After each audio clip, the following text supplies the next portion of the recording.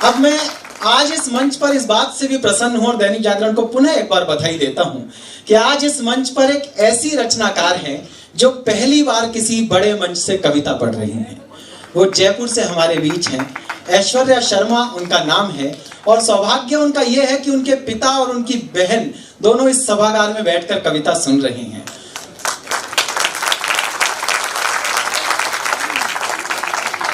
Basically software engineer हैं, अभियांत्रिकी से जुड़ी हुई हैं, मशीनों से और कंप्यूटर की भाषा से जुड़ी हुई हैं। ऐसे में कंप्यूटर की भाषा को झेलते हुए भी कविता की भाषा उन्होंने बनाए रखी है, इसके लिए मैं उन्हें बधाई देता हूं। एक बात बस उनके लिए कहना चाहता हूं, उनकी पहली ही किताब दैनिक जागरण ने यह बताया कि दैनिक जागरण की बेस्ट सेलर रही। ये किसी भी रचनाकार के लिए गौरव की बात हो सकती है। बस 4 पंक्तियां पढ़ता हूं और ऐश्वर्या शर्मा को इस मंच पर आमंत्रित करता हूं। यूं समझिए कि नोएडा में जयपुर से आपकी एक लाडली बिटिया आई है। जितना आप उसे दुलारेंगे उतना उसका भविष्य तय होगा। जब कोई परिंदा आकाश की ओर उड़ान भरने चलता है तो एकाएक वो चरम पर नहीं पहुंचता, पहले वो थक कर घबरा कर अपने पंजे जमीन में गड़ाता है। उस समय वहां चलने वाली हवाएं उसे जितना दुलार देती हैं उससे तय होता है कि उसकी उड़ान कितनी ऊंची हो। ऐश्वर्या थोड़ी भीतर से सकुचाई हुई होंगी, थोड़ी घबराई हुई होंगी। पहली बार पढ़ रही हैं, आदरणीय सुरेंद्र जी और अरुण जी के सानिध्य में पढ़ रही हैं। आपका दुलार यह तय करेगा कि कल आप ये कह पाएंगे कि इस लड़की ने पहली बार हमारे सामने कविता पढ़ी थी। आपकी जिम्मेदारी 3-4 गुनी होने वाली है। इस महफिल में गुपचुप बैठी एक कलम ऐसी है जिसने गालिब से गजलें पाई हैं, तुलसी से चौपाई ली है। कविता के उद्दीप्त सितारों उसको किरणों से दुलराना, उसने कविता के आंगन में अभी अभी अंगड़ाई ली है। जोरदार तालियों से आवाज दे। ये कमजोर तालियां हैं, जोरदार तालियों में बुलाइए ऐश्वर्या।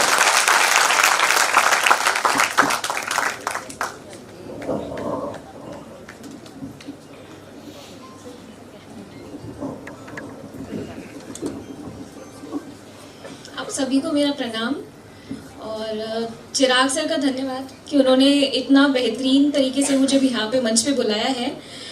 थोड़ी घबराहट है और थोड़ी कम हो चुकी उनके बुलाने से। बाकी आप लोगों की तालियां तय करेंगी कि कितनी घबराहट मुझ में अभी बची है।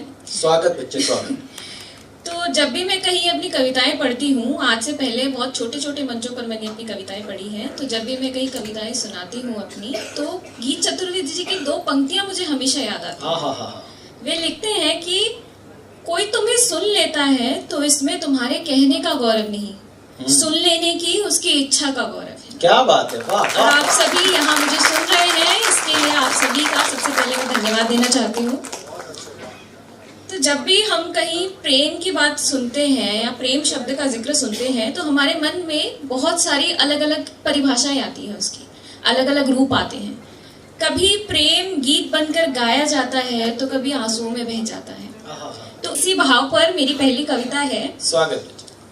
कहीं बनी फिल्म में किसी सफल प्रेम कहानी पर, तो कहीं किसी ने बदल लिया किरदार अपना। कहीं लिखी गई प्रेम कविताएं जीवंत मानकर, तो कहीं किसी ने जला दिए किसी के लिखे प्रेम पत्र भी। कहीं बनाए गए सुंदर स्मारक प्रेम में, तो कहीं किसी ने उजाड़ दिए 2 चिड़ियों के घोंसले भी। कहीं छेड़ी गई जंग अपने प्रेम को पाने के लिए, तो कोई देखता रह गया किसी को डोली में विदा होते हुए। कहीं खाई गई कसमें प्रेम में साथ जीने की, तो कोई झूल गया पंखे से अधूरे प्रेम की खातिर। प्रेम हम सबके हिस्से आया जरूर, परंतु कहीं स्थायी बनकर तो कहीं केवल स्मृति बनकर, केवल स्मृति। जब भी प्रेम हमें मिलता है या हमसे कभी दूर चला जाता है तो फिर लौटने की उम्मीद भी दे जाता है। इसी उम्मीद पर अगली कविता है कि पीछे छूटे शहर से मैंने कभी अपना सारा सामान साथ नहीं लिया। अच्छा। पीछे छूटे लोगों से मैंने कभी उन्हें दिया हुआ समय नहीं मांगा। अपने बिछड़े हुए प्रेम के पास मैंने अपना एक हिस्सा वही छोड़ दिया। हाय हाय, आहा। क्योंकि मेरी नजर में पीछे कुछ तो छूटा रह जाना चाहिए। क्या बात है, दोबारा फिर वही लौटा। वाह वाह वाह। तुम भी लौटना यही रुक जाने के लिए, यही रुक जाना। आहा।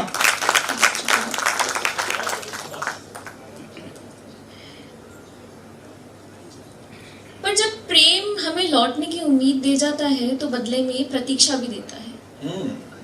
प्रतीक्षा, यदि आप किसी को छोड़ रहे हैं तो छोड़ने से पहले एक बात हमेशा ध्यान रखना कि प्रतीक्षा में छोड़ दिया गया हर व्यक्ति लौटने पर हमेशा वापस नहीं मिलता। क्या बात है भाई, वाह, वाह, प्रतीक्षा वाह, में वाह। छोड़ दिया गया हर व्यक्ति लौटने पर हमेशा वापस नहीं मिलता, और यदि मिला भी तो जैसा छोड़ा गया था ठीक वैसा नहीं मिलता, ठीक वैसा नहीं। भाई जिंदाबाद।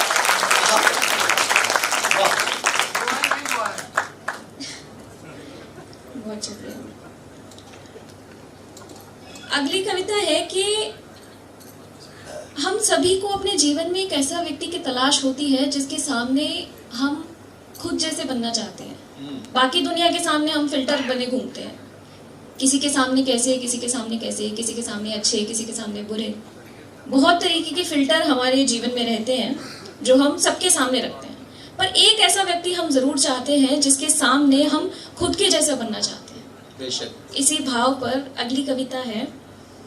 ज्यादा नहीं बस इतना समय हमारे पास जरूर होना चाहिए, ज्यादा नहीं बस इतना समय हमारे पास जरूर होना चाहिए कि हम दे सके तोहफे में किताबें किसी को, सजा सके उसके बालों में कोई फूल, रख सके जिसके खत संभाल कर, टहल सके जिसके साथ बागीचे में नंगे पांव, कर सके उसे फोन दिल भारी होने पर, टिका सके बेहिचक जिसके कांधे पर अपना सर, ले सके जिसके साथ कुछ ऊट पटांग तस्वीरें। ज्यादा नहीं बस एक ऐसा व्यक्ति हमारे पास जरूर होना चाहिए जिसके आगे बन सके जैसा भी हम बनना चाहिए। वाह, जैसा हम भी। बहुत अच्छे ऐश्वर्या, बहुत अच्छे, वाह वाह वाह। तो अभी तक जितनी मैंने आपको कविताएं सुनाई वो सब मेरी किताब से थी। अभी एक प्रेम कविताओं से अलग हटकर एक कविता मैं आपको सुनाना चाहती हूँ जो मैंने आज से 4 से 5 बरस पहले लिखी थी। वो लड़कियों पर थी, और क्योंकि अभी महिलाओं के बारे में कुछ बात हुई थी तो मुझे उस पर अपनी ये कविता याद आई। मैं इसे सुनाने वाली नहीं थी, पर मैं चाहती हूँ कि आज इस मंच पर मैं आप लोगों को ये कविता सुनाऊं।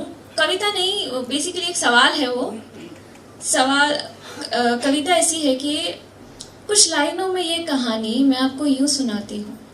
जमाने से डर कर खुद को मैं अकेला पाती हूँ, रात में निकलना क्या गुनाह है मेरा, ये नजरिया उनका मैं समझ नहीं पाती हूँ। जिस्म को मेरे वो आंखों से नोचते हैं कि अब खुद से भी नजरें ना मिला पाती हूँ मैं। ये गलती तो सिर्फ गंदी सोच की होती है, वरना बनावट तो बहन के शरीर की भी वही होती है। बहुत अच्छे भाई, क्या सलीके से बात कही। मुझे मेरी जिंदगी अपने उसूलों पर जीने क्यों नहीं देते, खुद को मैं हर बार दूसरों के तरीकों में ढालती हूँ। लड़की होना क्या गुनाह है मेरा, ये बात आज मैं जमाने से पूछना चाहती हूँ। ये बात आज मैं जमाने से पूछना चाहती हूँ। बहुत अच्छे बच्चे। क्योंकि जैसा चिराग सर ने आपको बताया कि मेरे पिताजी ऑडियंस में बैठे हैं और मेरी बहन भी है और माँ भी शायद वीडियो कॉल पे देख रही होंगी या वीडियो को देखेंगी बाद में, तो उनके लिए एक कविता मैं छोटी सी आप सबके सामने पढ़ना चाहती हूँ। माँ को हिसाब करना नहीं आता, पूछने पर भी अपने दुख आधे ही बताती है। हाय हाय हाय हाय। पिताजी गणितज्ञ नहीं है, हम पर हमेशा जरूरत से अधिक खर्च करते हैं। इन हिसाब में कच्चे लोगों से मैंने सीखा अपनों के आगे दुख आधे और खुशियां दोगुनी करना। क्या खुशियां बहुत बढ़िया बेटा, बहुत अच्छे। आखिरी 2 कविता और सुनाना चाहूंगी, फिर मैं आपसे इजाजत चाहूंगी जी।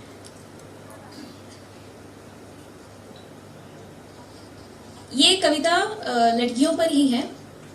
4 से 5 बरस पहले वो कविता लिखी थी मैंने, और आज अब कुछ महीनों पहले एक कविता और लिखी जो इस किताब में है। कहीं देहरी पार नहीं कर पा रही कुछ लड़कियां, कहीं हवाई जहाज भी उड़ा रही कुछ लड़कियां, कहीं दूसरे की गलती पर भी सुनती हैं कुछ लड़कियां, कहीं वक्ता बनकर सबको सुनाती हैं कुछ लड़कियां, कहीं कलुषित बता दी जाती कुछ लड़कियां, कहीं दूषित को भी अपनाती कुछ लड़कियां, कहीं डर से घर बैठा दी जाती कुछ लड़कियां, कहीं डर खुद छोड़ आती कुछ लड़कियां, कहीं समाज दूषित कह देता कुछ लड़कियां, कहीं समाज का ही बहिष्कार कर देती कुछ लड़कियां, कहीं अपशकुनी का कलंक ढोती कुछ लड़कियां, कहीं अवगुण को भी गुण में बदल देती कुछ लड़कियां, कहीं केवल घर संभालती कुछ लड़कियां, कहीं घर संभाल दफ्तर भी जाती कुछ लड़कियां, कहीं दामन में दाग छिपाती कुछ लड़कियां, कहीं दाग को भी खाक कर जाती कुछ लड़कियां। कुछ लड़कियां दे जाती सीख कि हमसी ना बने कभी बची हुई लड़कियां। कुछ लड़कियां सीखती और चाहती हैं कि बने निडर अब सभी डरी हुई लड़कियां। वाह, बने निडर अब सभी डरी हुई लड़कियां। बहुत अच्छे बच्चे। आखिरी कविता और सुनाना चाहूंगी जो इस किताब से ही है। हम सभी के मन में एक हमारे सबके जीवन में एक ऐसा व्यक्ति होता है जिससे हम मिलना चाहते हैं पर टाल देते हैं, कोई ना कोई बहाना देकर हमेशा टाल देते हैं, या किसी के जाने से पहले हम पूछ नहीं पाते उसे कि जाना जरूरी है क्या। इसी पर एक कविता है जो मेरी किताब का शीर्षक भी है, जाना जरूरी है क्या से, कि अंत में उतना भी नहीं बचेगा जीवन जिसमें तुम मिल पाओ उन सभी जरूरी लोगों से। अंत में उतना भी नहीं बचेगा जीवन जिसमें तुम मिल पाओ उन सभी जरूरी लोगों से जिनसे मिलना आज टाल कर छोड़ रहे हो तुम कल के भरोसे। क्या बात है। जा चुके लोगों का हमसे दूर जाना इतना जरूरी था क्या, और जा रहे लोगों से ये जरूर पूछना कि जाना जरूरी है क्या। हाय हाय। जाना जरूरी है।